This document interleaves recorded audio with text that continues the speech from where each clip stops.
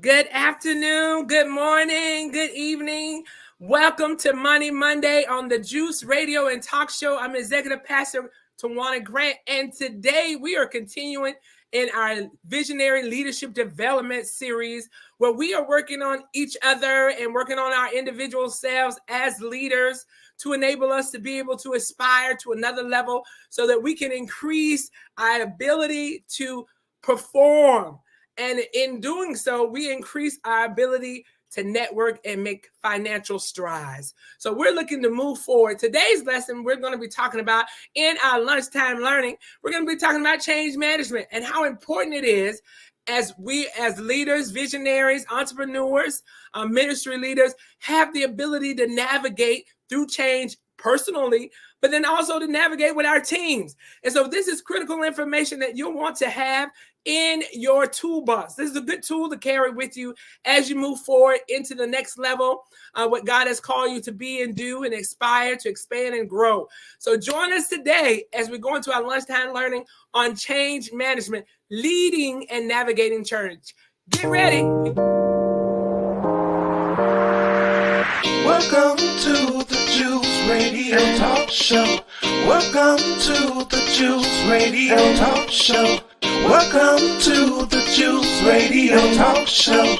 Welcome to the Juice Radio Talk Show. Reality TV, church reviews. Let's talk happy love and marriage lifestyle. Come and talk with us. Come and share with us. Come and laugh with us. Come on and pray with us. Regina Clovis, special guest. You should be following your lead. Bless. Subscribe on YouTube. Listen on podcasts. We live on IG and Facebook. This episode is sponsored by Truth and Triumph Ministries.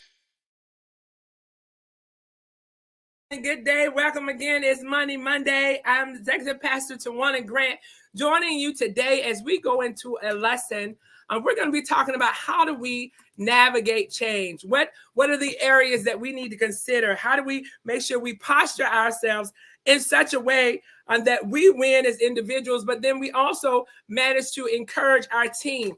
We want to make sure that we're looking at change from all aspects, that we're considering not only how it influences the culture that we are creating, right? We are creating the culture. Don't you know, as a leader, you set the tone, you set the pace, you establish the culture and the environment in which the organization will move and thrive in.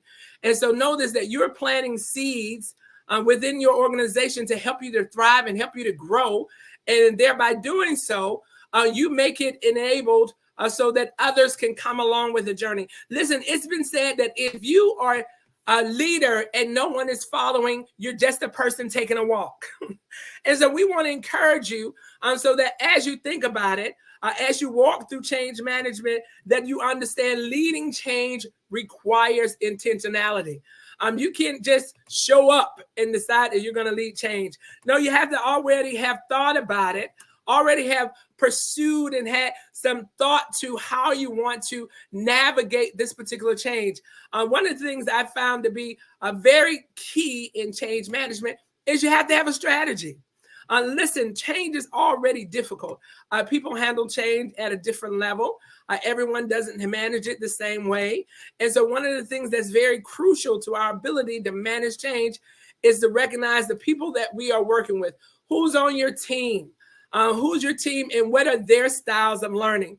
So there are a lot of different strategies for managing organizational change, and we want to talk about that. Some of those strategies is to make sure that you have a key and clear vision. One of the issues that sometimes we can enter into when we have our team, one is that we want to make sure we have a clear and concise vision. Where are you going? The Bible even speaks to that. Excuse me, to write the vision and to make it plain so that he that readeth can run with it. And so it's so key and so critical that as you are operating in faith, as you're getting ready to go to the next level as a next level leader, that you make sure that your vision is clear. How do I strategize for it? You want to make sure that your communication is clear, the vision, writing down where we're going. Here's where we are. And one thing that I've learned as an individual, as leading others in ministry, leading others in the organization, in the marketplace, leading others in our own businesses, is that it's very appreciative if you start off by what we are doing well, where we were, what we've done now, how we've gotten to the place where we are now, giving kudos and giving appreciation to those who have helped you along the journey to where you are, and then give the insights of where you're going. Sometimes you really want to set a level plane. Here's where we are today, because it's hard to mark. If you recall, when you go into most buildings, especially in government buildings, you will see in a hotel, in an office building, you'll see most often that there's a placard on the wall, and it gives the instructions for how to get out in the event of emergency. And one of the things it does is it says, you are here. You got to know where you are before you want to know where you're going. And so part of your clear and concise messaging on the vision and where you want to go is to say where we are now. And so you want to make sure that you communicate that very clearly and very succinctly, because you will guide your team, you will guide the organization from where you are to where you want to be. But you need to have a clear understanding of here's where we are. Here's where we are in the market. Here's where we are against our goals for this year. Here's where we are against what we had considered to be our vision for the end of the year. And we're 9 months in. We have a couple of months left, right? So we have 3.5 months left. And so what we want to do from here until we get to the end of the year will make the difference in finishing well, finishing strong, finishing on course, finishing on task. And so communication is very clear. One thing you want to make sure, again, is that you, the leader, are guiding your business. You cannot be an absentee owner. You cannot be an absentee leader. Even though we take rest, we take vacation. I just came off vacation and it's wonderful. But even some aspects of my vacation, it was still with the mindset of what I know I need to make sure happens while I'm gone. So setting the stage while I'm gone so that things continue to move forward. And then what do I need to do when I return? So again, part of the strategy as a change agent, you are a change agent. You're the person who facilitates and manages and monitors and guides and supports change through your organization. You cannot expect what you don't inspect. And so you have to be a participant of the process. And so one of the things, again, you want to do is make sure you're very clear and concise where you are and your vision and where you're going. Another point is that you want to have an open dialogue as you manage through change. One of the issues that we have, communications during change, is very essential. Why? Because if you're not communicating and explaining why you're changing things, why we're doing this, why we're doing something new, or why we're doing something extra, or why we've decided this product isn't the product we want to continue with, why we're doing a new POC, proof of concept, why we want to see if this product will hit. Because when you communicate why you're making a navigation, again, we're talking about not just leading through change, you got to navigate through it. And you got to navigate with the people that you are assigned to. And people hear, people understand, and people are motivated at different levels. And so you've got to understand, how do I get the masses, right? How do I get the message clear enough, concise enough, and consistent enough so that I get the majority, my 80-20 rule, I get the majority of everyone going in the same way. Everybody rowing the same way. Everybody walking and thinking the same way toward our intended goal. And then those 20% or 10% that's left that may still need to be encouraged in what the vision and mission is, then you do some one-off conversations. But again, the intention is to work toward understanding. You may not always have agreement. We talked about that before in delegating. We talked about that before in handling conflict. You may not have an initial agreement, right? Everybody agrees that's the best idea, that's the best method, or that's the best strategy. They may not agree, but we can come to an understanding. We can come to an understanding about here's why we're doing it this way. Here's why I feel that this is the best and most opportune time to do this. Because sometimes, again, everybody has a different idea, a different concept. Everybody has an opinion. But when you're the leader, you listen to the voice of your people, right? And so that's the part of that clear, concise, and consistent communication, so that even if they have feedback, sometimes even as a leader, people can give us feedback that can help us rightfully pivot and correct, even though the vision and mission is still the same. It's been said, marry the mission, date the process. And so we don't want to be so stoic and so static in the way that we do things, that we don't have the adaptability or the flexibility to shift as timing is shifted. Think about it, how many organizations who were very big and huge a long time ago, but they didn't shift with the time. Think about Blockbusters, where people went and they rented movies, right? And they didn't move into the digital age of being able to apply or supply that demand in a more digitized format. And now we no longer hear them. They're out of business. And so as you evolve, as you grow your ministry, as you grow your business, one of the key parts, again, because we're in the series about you as a leader, we're in the series about tooling ourselves so that we can be better postured for forward momentum, for forward mobility. One of those things is being able to take feedback from others and be able to consume it, right? That doesn't mean you pivot off of what you've decided, what God has led you to do, or what you've had the data to prove is the right concept or the right idea, but it's something for you to pause and take note of. People want to be heard. People want to be seen. And so when you hear them and you give them voice to their opinion, that means you've given a collaborative effort to the decisioning. And so therefore, everybody can move along with it together. Because again, you may not have agreed in the beginning. We do brainstorming all the time, and we put things on the table. We put things on the whiteboard, and we say, what do we think about this idea? How do we get, that's where creativity starts. It's just from the open dialogue that you have, because you have a respectful environment to receive input. You want to have that as part of a communicator, to have a respectful environment to receive input. And then sometimes even you as a leader, you also need to reach out even further to maybe your silent feedback persons who are more quiet, but they have a lot of information, a lot of ideas, but sometimes the loudest noise in the room gets all the attention.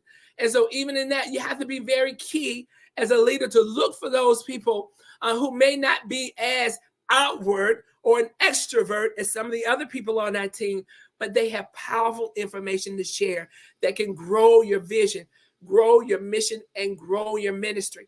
And so you got to be clear and open. Let's be open to communication, open to dialogue. Again, we talked about us as a leader. How do we grow ourselves to be able to self-control, manage our temper, manage our ability to consume information from others, and be able to take critique. That's the only way with some areas in our lives we won't grow in unless we have someone else to sharpen us, to sharpen our thinking, to sharpen the way we do things, to sharpen the way we see things. I can't tell you how many people I have in my life in different areas, in different groups, book clubs, investment clubs, business leaders, ones who are in my marketplace business, who are certified in certain areas, and I learn and I grow from them, and I sit in spaces to learn. Amen. And so we have to have our mindset set so that we are always teachable.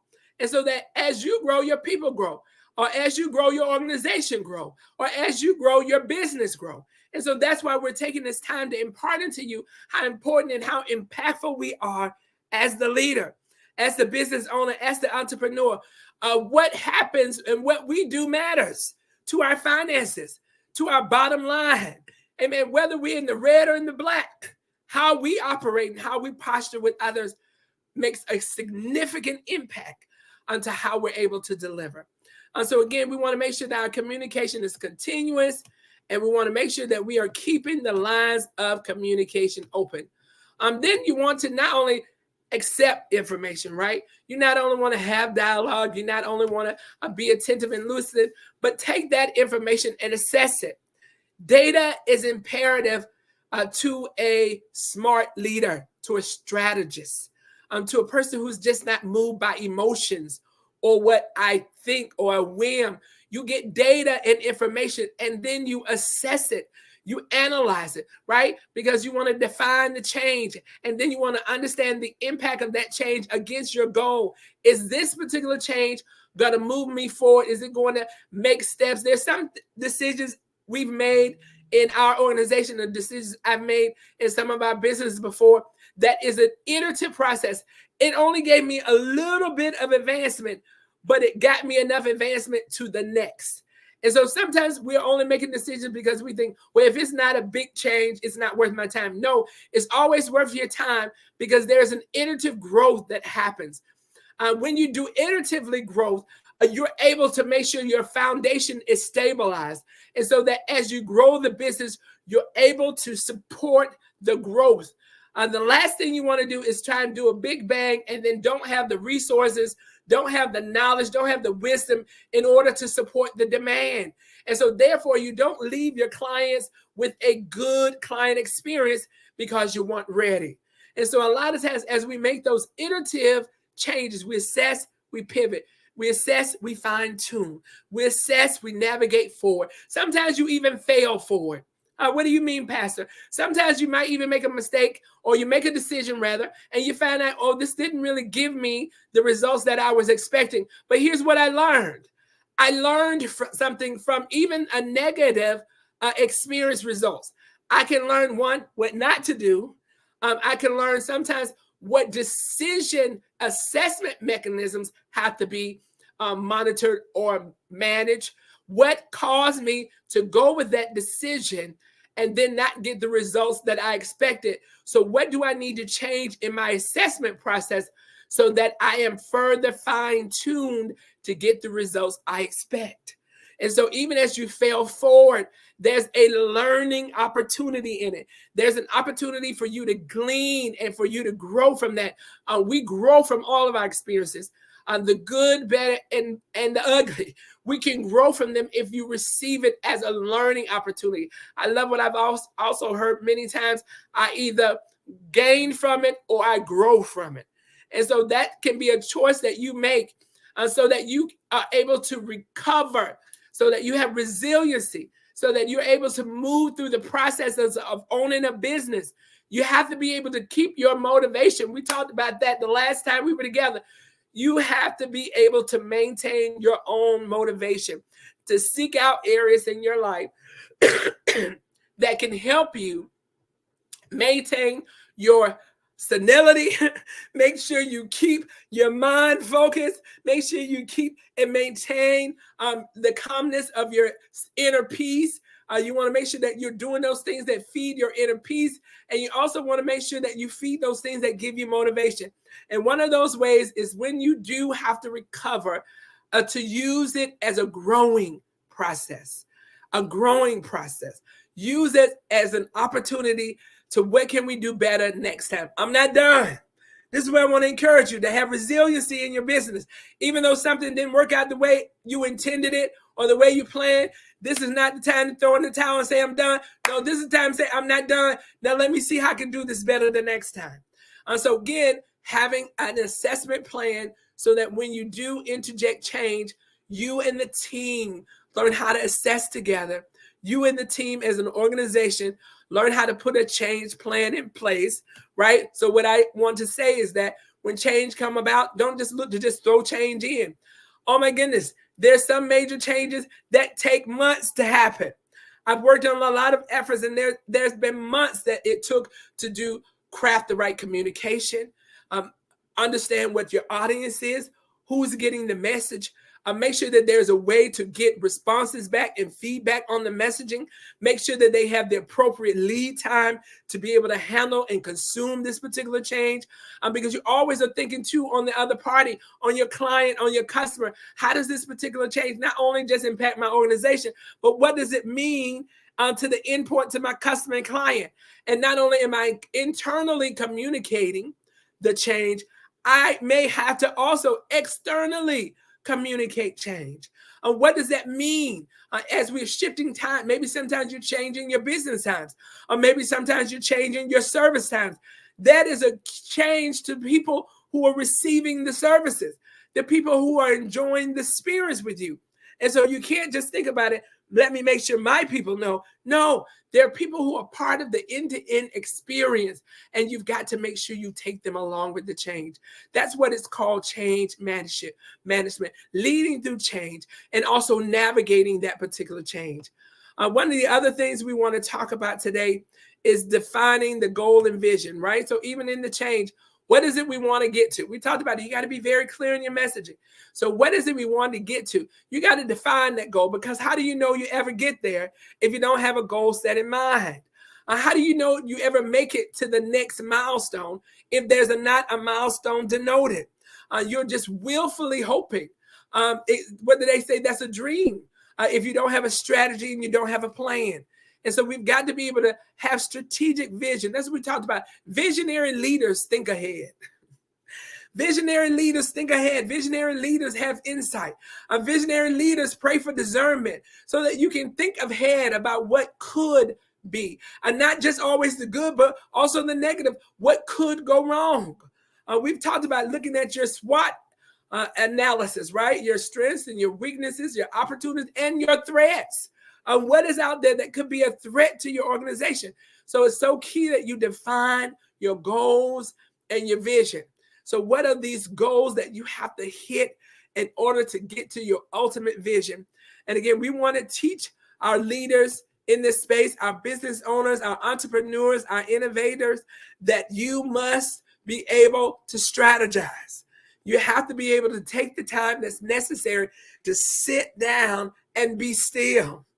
Sit down and find out. That's why the scripture says, be still and know that he's God. So sit down and know where you're going and where you're leading people to, so that there is a sense of confidence in where you're going. People can follow you.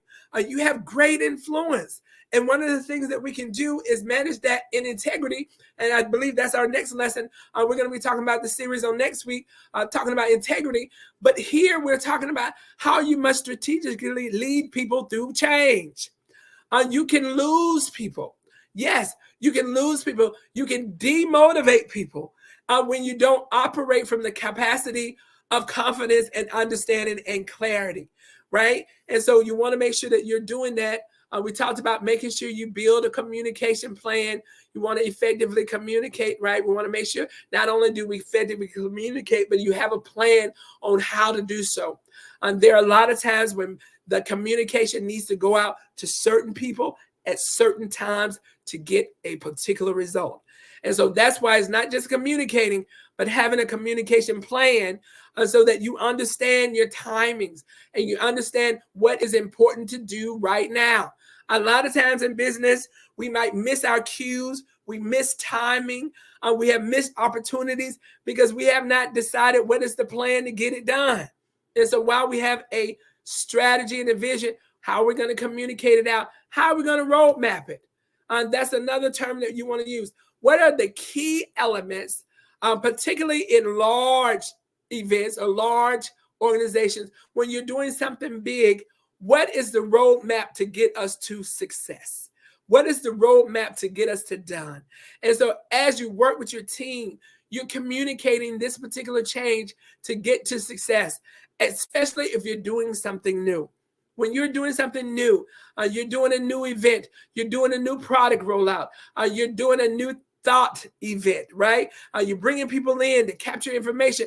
You have got to be willing to have a strategic roadmap to get to success, to get to your expected end. And so you have to be well prepared as a leader. That's some of the whole conversation that we're talking about as a leader, is that you are intentional in how you show up. I tell people all the time, you choose how you show up. And it's not contingent on how everybody else is doing. I've operated, oh my goodness, in so many lanes in my life, in corporate America, in ministry, in collegiate attainment, and I've set my mind how I wanted to operate.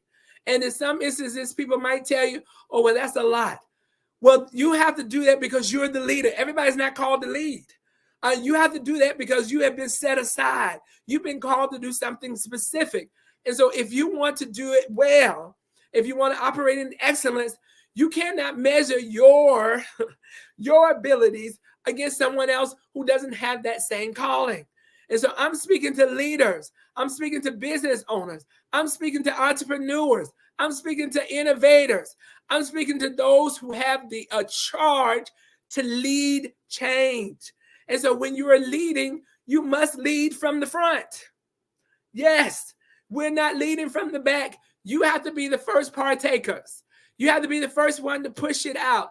And then you collaborate with your team to get understanding, to get into agreement, right? And to get an understanding to move the vision forward. And so even with the roadmap, it needs to be clear. It needs to be concise. It needs to be not so big that it's unattainable. You have to make your goals and your strategy to be in an attainable level. And so that's why when you're working on visions and you're working on things that may take multiple years, you start at the very basic. Here's what we know we need to do in the next 3 months. Or here's what we know we need to do in the next 6 months. Or here's what we know we need to do next in the whole year, right? And so you chunk it up in pieces of milestones so that as you move through the process, you can, 1, track towards success. 2, you can celebrate success when you hit those milestones, and that increases and motivates others. So again, you have to build a roadmap so that you know where you're going. And then the next thing that we want to talk about is training on change management, because I said change is managed differently from different people. Some people are very adaptable like me. I'm just used to a high frequency of change, because I operate in a capacity both in ministry and in my vocation in the marketplace where change happens every day, all day long. And so I have been tuned to be able to manage that at that level of frequency and that level of criticality. Others are not. And so when you're a leader, you have to be able to have crucial training to help your team journey along. 1, because you want them to be able to understand that you recognize change can be complex. You want them to recognize, because just because we can handle change easier, or we can maneuver through it and navigate through it much easier than others, it doesn't always wear on us so visibly. Whereas others are going through change, you can see it in the way they posture, in the way they communicate, and you can oftentimes see frustration. You want to let them know through training, I recognize that this is normal, that this is a normal human instinct, is to be concerned when things are changing and you're moving out of your comfort zone. So training is key. Having conversations is key. Having the type training that develop, right? So one of the things that I found to be very key is understanding the people you work with, know those that labor among you. What are the areas that, again, you can make the biggest bang in ensuring that there's stability in the foundation of awareness and skill set. So there may be training that is suited for everybody. Just general training on change management, general training on skills and knowledge relative to your line of business, general knowledge on administration. There's some general conversations about team building, team communication, team road mapping. How do you do some of those exercises together? So even as we go into doing the actual execution, we have the tools in our toolbox to be able to do it well. And then there's some strategic training that you might want to consider for some of your leaders. So while you lead, there are others that you have placed in the position or in the authority and responsibility of leaders, and they also need to be enabled to be able to do that well. So you always want to consider that, especially, again, we're managing change, we're leading change, we're navigating change. So training is an optimum part of doing that.